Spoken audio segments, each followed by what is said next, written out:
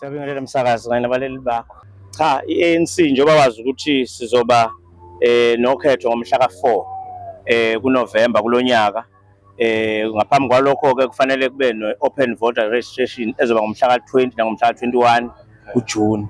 Ngakho-ke sesiqalile i-campaign yokuthi sincenxe abantu ukuthi abahambe bobhalisela ukuvota, nowayibhalisile ahambe ayoyi-check ukuthola ukuthi igama lakhe lisavela yini.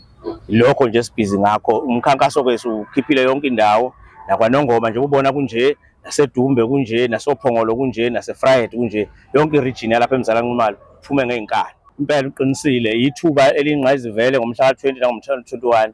Owayekade engahlala Olundi kodwa sehlala Olundi manje, siyamcela siyamenxusa ukuthi akenze isiqinisekiso sokuthi uyahamba uyoshintsha ukuthi usehlala lapha manje. Kanjalo mawukuthi wawungahlala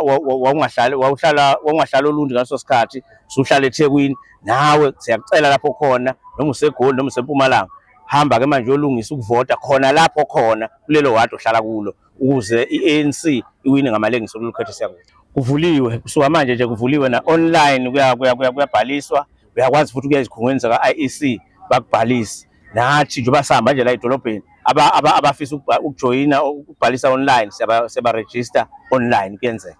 Thina sikhuthaza kokubili, ukubhalisa, ubhalisela ukuvota, siphinde sigqugqumezele futhi nangelanga lokuvota hamba uyobhalisa ukuvota, ngoba bakhumbula abalaleli ukuthi kuhlukene kabili igaba zokuvota. Kuyenzeka uyakwazi ukucela i-special vote mawubona ukuthi mhlambe uyobubhizi ngomhla ka-4, uyokwazi ukuvota nganeno ngomhla ka-3 mhlambe nge-special vote, ngoba wena wenzela ukuthi mhlambe ubuxakekile emsebenzini, sikhona ithuba lokuthi ukwazi ukubhalisela i-special vote ukwazi ukuvota, ngoba sinxusa ukuthi bonke abantu kulolu khetho siyakulo kufuneka bavote noma kanjani. Siyabonga kakhulu msakazi. Kodwa umbukeli umleli futhi wasekhaya.